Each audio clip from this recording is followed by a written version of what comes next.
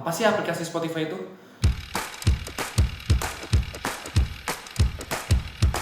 Spotify ini sebuah aplikasi streaming musik digital yang memungkinkan penggunanya untuk mendengarkan musik dan podcast dari berbagai genre dan artis di seluruh dunia. Spotify ini berasal dari Swedia yang dikembangkan oleh Daniel Ek dan Martin Lorentzon pada tahun 2006, baru mulai diluncurkan ke publik pada tahun 2006.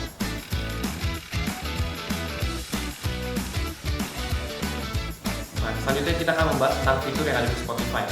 Yang pertama ini adalah fitur playlist. Kita itu bisa membuat lagu-lagu apa saja yang ingin kita dengarkan ke dalam suatu kumpulan lagu. Kita bisa membuat sendiri, bisa mendengarkan dari playlist orang lain, ataupun kita bisa kolaborasi bersama dengan teman. Fitur kedua itu ada queue.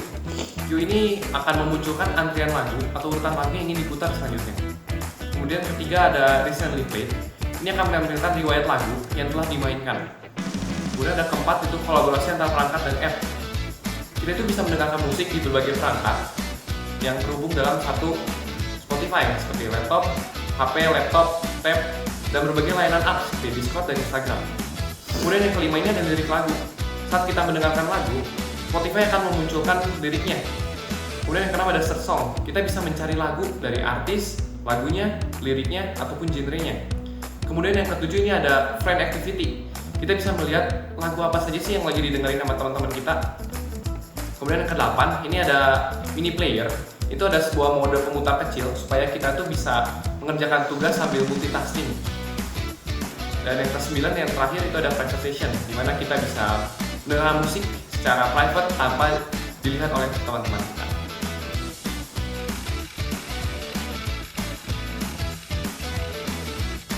Oke, selanjutnya kita akan berlanjut ke 10 prinsip desain.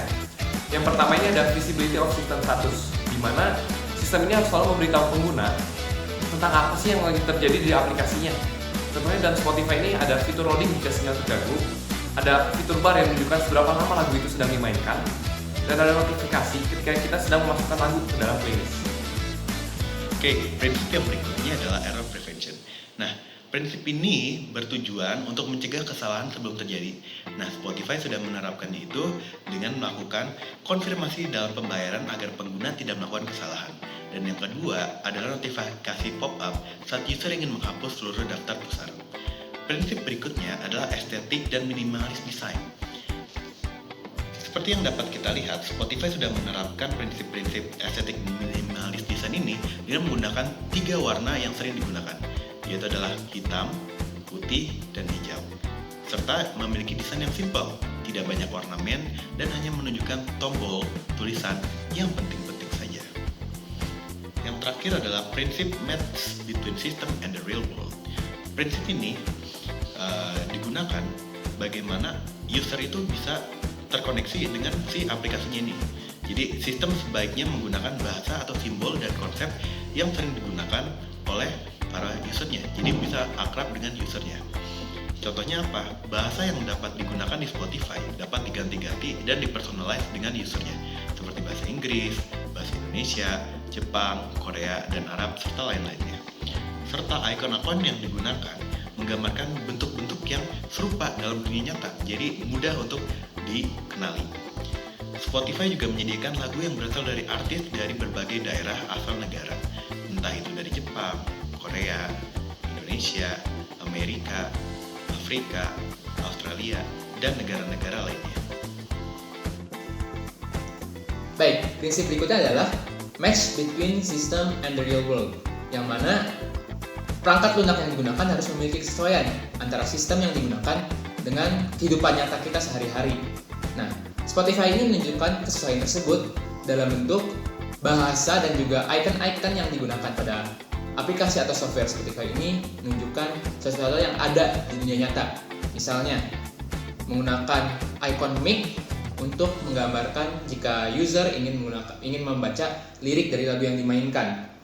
Selain itu, saat pertama kali membuka aplikasi juga mungkin aplikasinya akan bertanya untuk mendetek location kita, di mana berdasarkan location yang kita bagikan itu, nanti aplikasi bisa mendetek dari mana asal negara kita, sehingga aplikasi itu pun bisa memberikan rekomendasi lagu yang berasal dari negara tersebut, yang mana lebih relevan bagi usernya. Oke, prinsip berikutnya adalah user control and freedom, di mana saat menggunakan aplikasi, user harus bisa menggunakan kontrol dan kebebasannya untuk memuaskan keinginan ataupun kebutuhan masing-masing.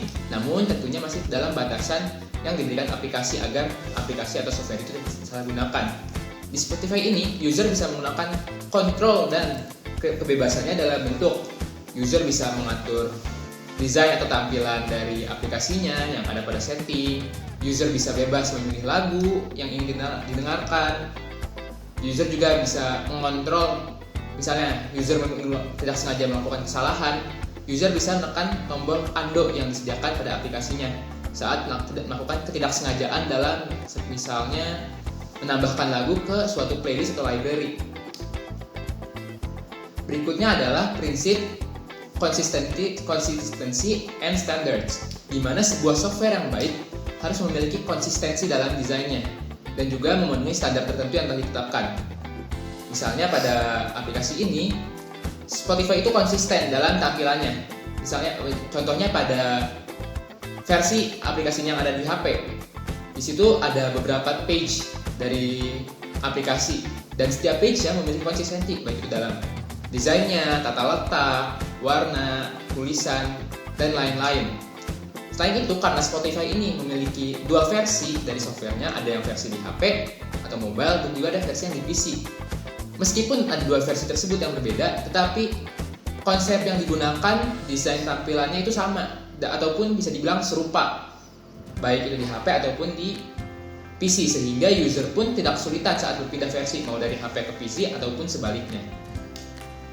Dan prinsip berikutnya yang akan saya bahas yaitu mengenai recognition rather than recall, di mana sistem ini tidak menuntut usernya untuk memiliki ingatan yang baik atau harus mengingat-ingat segala hal, melainkan segalanya itu bisa dilakukan melalui pengenalan atau recognition oleh aplikasinya ini sendiri. Misal, dalam aplikasi ini Spotify bisa mendeteksi ataupun mencatat lagu apa saja yang telah kita dengarkan, dan lagu-lagu tersebut nantinya akan dimasukkan ke dalam list recently played yang ada dalam software itu sendiri, sehingga user tidak harus mengingat-ingat sebelumnya gua udah mendengarkan lagu apa sih, melainkan user bisa langsung melihat berdasarkan list recently played itu sendiri. Dan lebih baiknya lagi yang disediakan oleh software ini adalah bahwa software ini bisa mendeteksi kita sering mendengarkan lagu apa, misalnya dari genre pop atau genre rock, terus rocknya misalnya rock dari luar lagu internasional. Nah, nantinya tanpa kita harus memilih sendiri, tanpa user harus mencari-cari lagunya sendiri, nantinya dari aplikasi itu sendiri akan memberikan rekomendasi lagu-lagu apa yang sesuai dengan lagu, tipe-tipe lagu yang sudah biasa didengarkan oleh user itu sendiri. Oke. Kemudian untuk prinsip desain selanjutnya adalah flexibility and efficiency of use. Nah, itu tuh sebenarnya apa? Jadi, flexibility and efficiency of use ini adalah sebuah aplikasi dan website itu bisa digunakan untuk pemula dan juga untuk orang-orang yang sudah menggunakannya secara terus-menerus. Jadi, untuk desainnya itu dibikin sangat fleksibel untuk orang-orang, misalnya orang yang baru menggunakan, kemudian juga orang yang baru mendownload aplikasi tersebut, itu langsung dapat dipakai tanpa melihat tutorial yang ada di YouTube. Kemudian contohnya adalah di sini untuk flexibility adalah shortcut actions. Jadi di sini ada beberapa shortcuts untuk PC khususnya. Contohnya itu adalah untuk Ctrl Alt F itu untuk search in your library. Kemudian untuk Ctrl A itu untuk select all.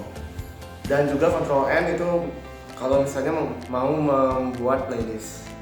Kemudian untuk flexibility yang kedua yaitu memungkinkan untuk menggunakan aplikasi tersebut secara offline.